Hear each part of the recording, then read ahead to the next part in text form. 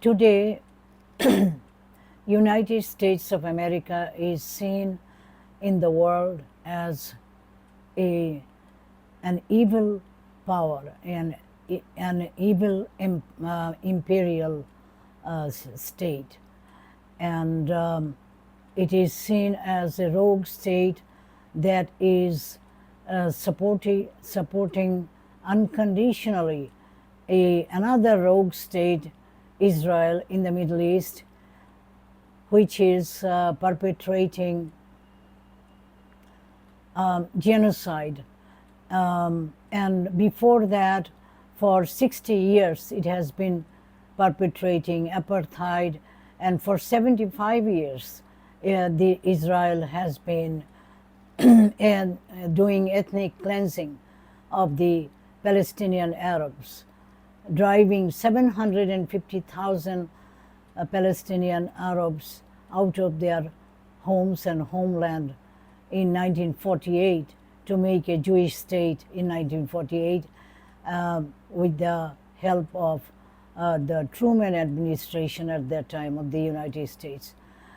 Anyway, so America is seen an absolutely a reckless, irrational power doing whatever it is doing. There is no sense, no moral sense.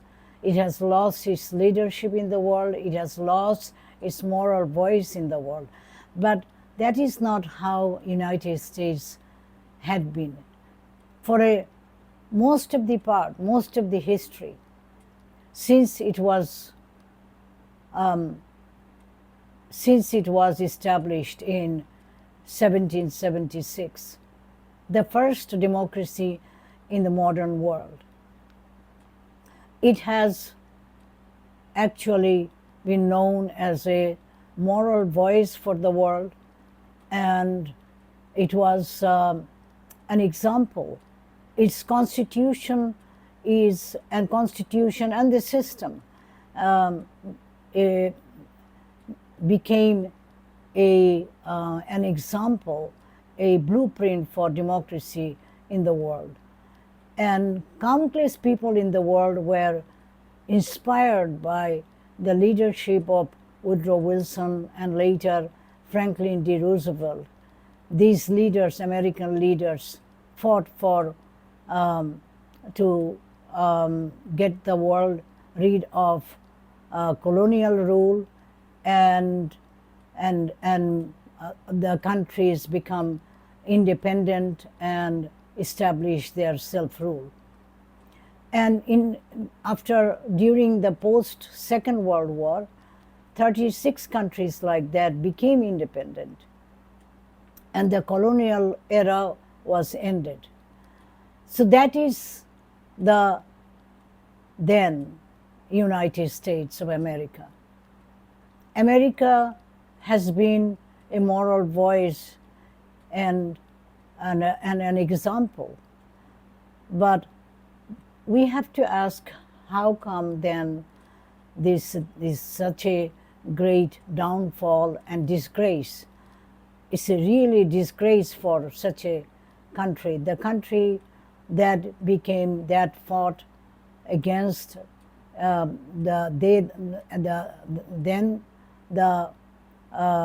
superpower Britain in 1776 to become independent and demonstrate the world that a people, if they are determined, they can get their freedom and they can establish their own self-rule. So if we ask that, what are the forces that have been responsible for America's downfall, then we have to look at a book. It's called The Power Elite, and it was written, it's a masterpiece book, the bestseller for decades, written by an iconic scholar, American scholar and Columbia University professor in 1956 at the height of the Cold War. And for the first time, he exposed that that there are elites that work behind the scene to establish dominance, to actually influence the government to serve them, and at the cost of the American public, and not serve the American public. And he exposed their inner working. He said he identified the top people of the military, the top people of Wall Street or business, and corrupt politicians, mostly influential and senior politicians. Not all politicians were corrupt, but those who are corrupt politicians, all these three groups that have interwoven interest, so they collude to consolidate their collective power and exert it on the American government, so that the government serves their vested interest and not the interest of the public. They are not interested in democracy. In fact, they want authoritarian government, and they want puppet government, so that the government complies with their dictates, and makes laws, rules, and regulations that gives enormous privileges and advantages to this power elite. And they work behind the scene. He said he warned the American public then in 1956 that they are extremely organized, they are wealthy, extremely wealthy, and they are relentless in pursuing their vested interest. Unless and until the American public are aware and they are united and determined to fight back, it is very difficult to actually become a countervailing power and push the power elite back to where they should belong, and not dominate the US government. In 1956, C. Wright Mills, that is the name of the scholar, he could not fathom that after 1967 Middle East war, there would be another group of elite, predatory elites, that would have enormous power, more power than all the elites combined. And they would establish a stranglehold on the US government. He could not fathom at that time, he could not foresee this group coming in 1967, after 1967 Middle East war. So what happened in the 1967 Middle East war? In that war, Israel defeated all its Arab neighbors, and with the help of Johnson administration. Johnson administration came to Lyndon B. Johnson. He became the president after Kennedy was assassinated in 1963.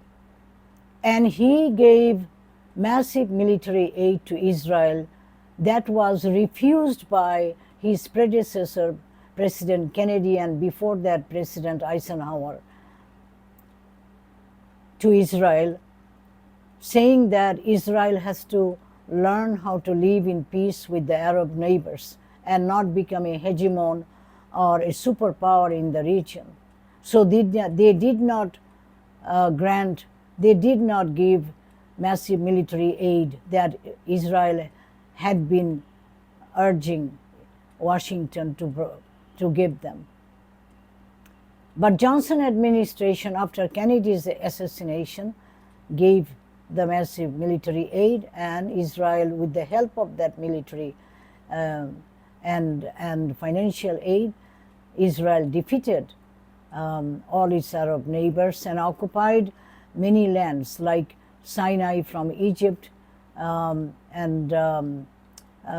from Syria, Golan Heights from Syria, and it occupied the rest of the Palestinian land. The part that actually United Nations gave them in 1947 after the division, after the partition of the Palestine, that part also they occupied. So the 100% of the Palestinian land came under the Israeli occupation in 1967. This impressed many Jews in the Europe and in America who were not Zionists, who did not identify themselves with Israel, who became impressed and overnight became Zionist, die-hard Zionist, and started pouring money and their effort, their work, relentless work to establish a stranglehold on the United States government, because they knew US was the superpower, is the superpower, and US dictates policies in the Middle East. So if they control the command center of the world, they can control everything in the Middle East and beyond. So that was the goal, and hundreds of millions of dollars were poured. AIPAC became a very powerful lobby organization for the pro-Israeli group, and the new conservatives and all. There are a lot of alliances that came, and military industrial complex elites and Wall Street elites, they all, for mutual interest, they all became Zionist allies of Zionists working for Israel. So it became an invincible, almost invincible force. And American government became a puppet government. It is a superpower, but it was a superpower and it became a puppet regime of Israel, the state that America helped create in 1948. So America, Truman administration created a Frankenstein in the Middle East. This part of the Middle Eastern, this part of the foreign policy and the consequence of it, I want to bring, without which we cannot explain how American democracy has been rendered dysfunctional, and it has become now an oligarchy and becoming authoritarian state, and how it is supporting a genocide, becoming partner in genocide, providing them military aid to Israel, cannot sustain itself and conduct this genocide without the help of the United States.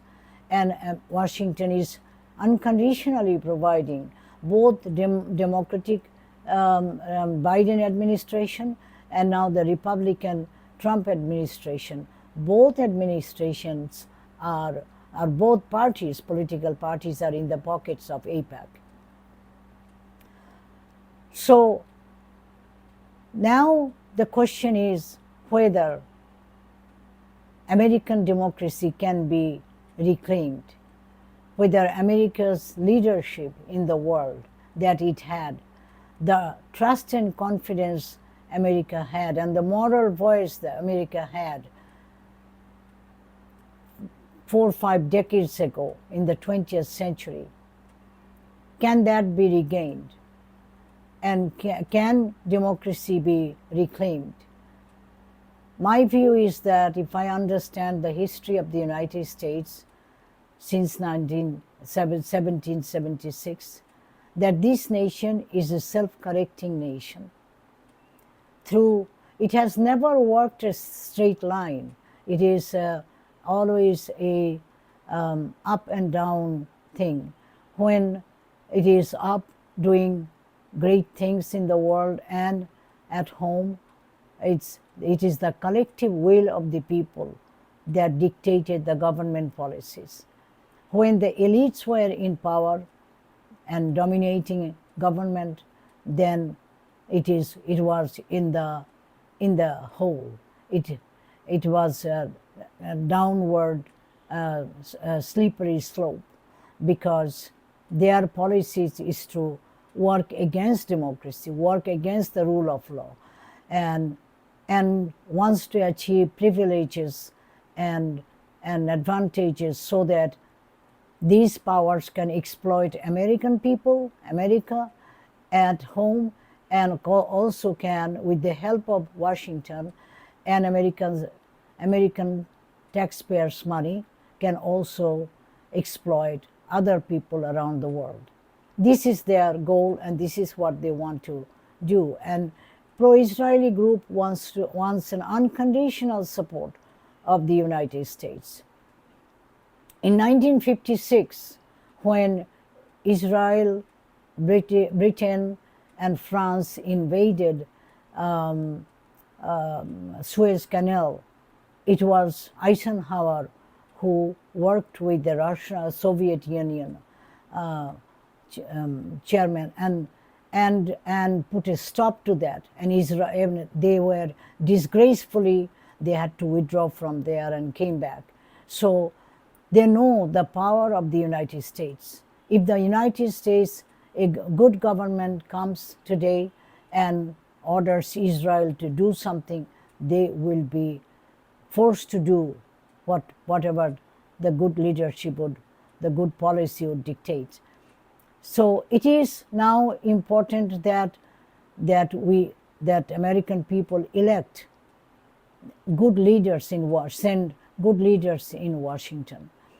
And American people can do that if they are aware, if they are united and determined, as C. Wright Mills said long time ago, and many other scholars and thinkers have been saying that to the American public. But American public have been bluffed and misinformed and misled for a long time. How? How is it possible? A pluralistic, diverse society, open society, how that vast society, vast country can be bluffed, can be misled? The reason is that the rules and regulations, healthy rules and regulations, were one by one removed and replaced by the rules and regulations and laws that helped power elites.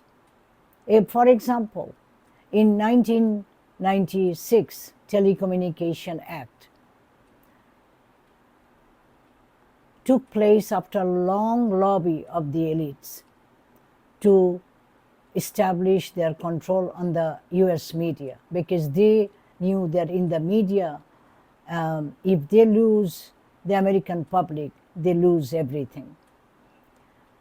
So that act removed all the healthy rules and regulations that were in place to protect American media's integrity and freedom. Because from the founding leaders down, the founding leaders warned the American public that media, at that time the press, is a vital pillar of democracy. So, so media today is the pillar the voice, actually the media informs the public what is going on and what the government is doing wrong and all that, and then the public can participate, and the public can, it become a participatory democracy, and democracy can be protected. But that was ruined by 1996 Telecommunication Act, and it was a scheme taken, it was a ploy, it was a long-term lobby that produced that act, that actually captured the ownership of the media by the elites. Before that act, 150 organizations and companies used to compete each other for bringing truth to the American public. After that act, only 6 mega corporations control the entire American media, and American media also influences the Western media, European media, Western media, and so therefore the Western media became corrupted. The similar things took place in Britain and France and other places, Germany. And so the media became the mouthpiece of the elites. The American public did not know what was going on for a long time. And the other thing was the campaign finance laws. There was a campaign finance law that says that corporations should be allowed to spend as much money, and elites should be allowed, anybody should be allowed as much money in an election, and should not be limited, should not be put a bar that used to be before that. Before that there were healthy rules and regulations controlling campaign finance. Those were removed, and on the pretext that if corporations are not allowed to exercise their freedom to spend money as much as they want, then it is anti-democracy, anti-freedom. It will be acting against their freedom. But the decision makers and the Supreme Court actually endorsed that. That is the most surprising and disturbing thing, that Supreme Court, that has been protective of American democracy for such a long time, started to erode and started to give sanctions to this kind of laws in the American system, and gradually American system approach towards authoritarianism. So campaign finance laws,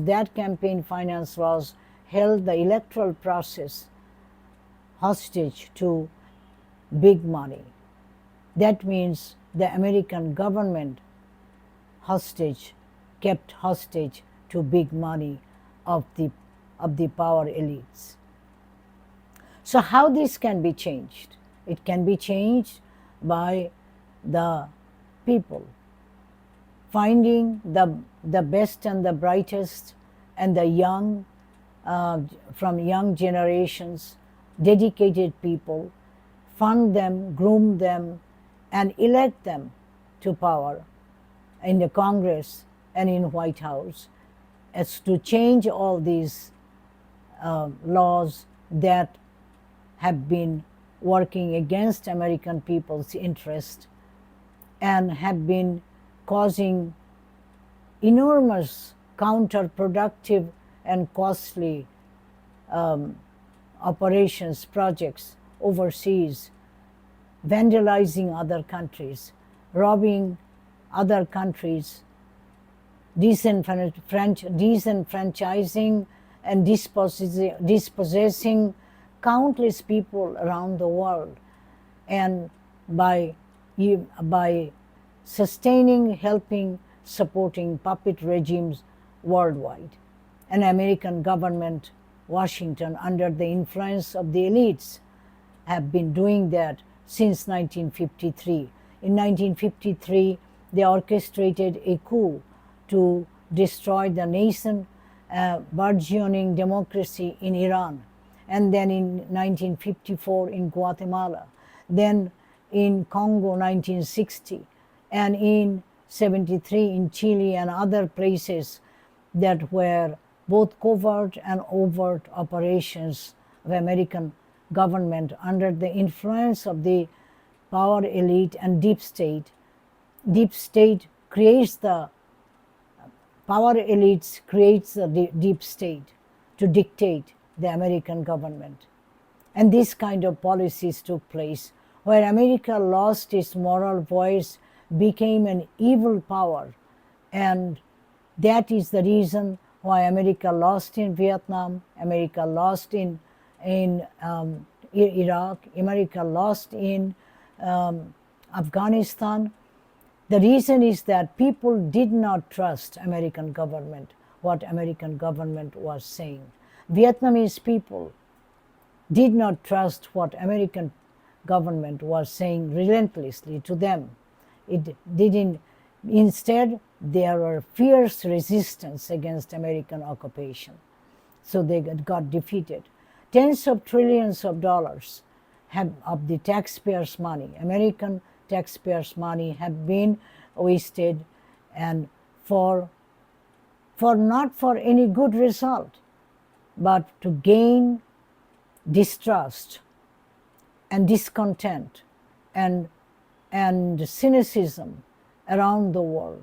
America became an evil power, and that didn't help American public, because American public ultimately paid that with their taxpayers' money for the counterproductive policies. To put a stop all these things, genocide, stop genocide in Palestine, and establish a fair and free Palestinian state, or a fair and free Israeli-Palestinian state where the people will live side by side on equal rights, on the basis of equal rights and dignity in a state. That was proposed in 1928, and the Arab leaders accepted that proposal at that time, about 100 years ago.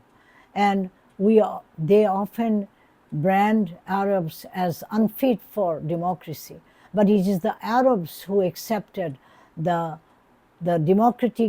proposal where there would be power sharing arrangement between the Jews and the Arabs, the Christians and Muslim Arabs, and in a secular government. It is the Arab leaders that accepted in 1928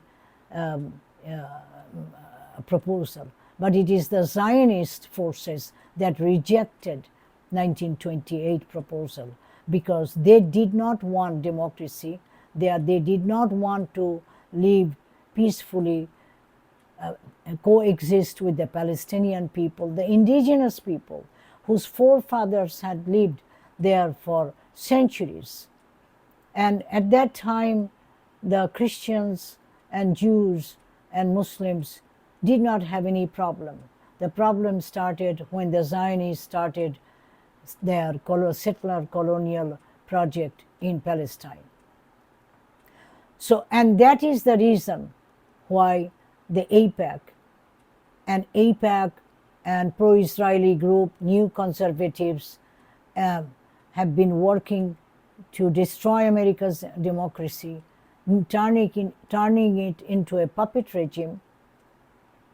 And that is the reason that military-industrial complex and Wall Street collude with Zionist forces for mutual interest, and also to establish a consolidated power, enormous power, to establish a stranglehold on the US government. Only the American public can be a countervailing force to check these predatory forces in the United States. that are robbing America and that are robbing many countries in the world. So I urge the American public to take charge and get organized, as C. Wright Mills urged in 1956. They should be organized, they should get united and determined to change this system. As Mamdani in New York, hopefully he would be the next mayor in New York, and giving the signal that big money cannot buy always the candidates and the politicians. Big money cannot always keep the electoral process captive. If the people are united and if the people are, collective power becomes forceful enough. So this is what Bernie Sanders, Senator Bernie Sanders, or other progressive leaders have been saying this. They are campaigning nationwide right now for the 2026 midterm elections and the general election in presidential election in 2028. So I am urging this is a critical time that American public become aware that they have been robbed and they have been vandalized. Extreme inequality of wealth and power exists in America. It's unparalleled disparity between the rich and the poor. Bernie Sanders have brought it up that 3 people owns more wealth than the bottom half of the nation. That means that democracy has failed, because the purpose of democracy is to deliver social justice, to deliver common good, and to uphold human rights and be on the side of the people and empower people so that people holds the ultimate power, social power. So democracy is not functioning in America. It is the American people who can revive and reclaim American democracy. That was warned by that was the advice given by the founding leaders 250 years ago, that if the people wants to keep the republic, the public has to be active, participatory, and vanguard of democracy, vanguard of their system and their freedom, their human rights. And I urge the American public to do that. And they are the catalyst, the most powerful catalyst of change in the world. If the past is any reference, many times when the American public stepped forward and took charge, and American system changed, the policies changed, then the world benefited from there. It becomes a win-win world. It happened after the Second World War, Marshall Plan and all that. It happened again after the Cold War ended with the visionary policy of the United States. That visionary policy came into existence because the American public demanded in the late 1960s and early 1970s due to the Vietnam War. So American public, if they are united, they are forceful, they can reclaim their great country, they can regain the trust and confidence of the global society, the global village that we live in, intensely interconnected and interdependent. If this global village is a better place, is democratic, is prosperous, and equitable, and justice prevail, then American interest will be also served. That was told by all great leaders and thinkers, American thinkers, down the history. So I'm urging again American public to understand their responsibility for themselves as well as for the world, to step forward and take charge and regain control of the democracy and establish a better world. Thank you for listening, and if you like, please subscribe this channel. My succeeding episodes will be more touching and similar subjects on different with different issues and on different perspective. So continue listening, and please subscribe that and spread that as much, share that as much as you can, and also leave your comments and likes. And thank you very much. My name is Ruby Amatulla. I am an activist, human rights activist, and I am a proponent or activist of good governance in this global village, and that is why the name of my channel is Vision for Global Village, and I hope you will subscribe it. And I promote good governance everywhere. Thank you.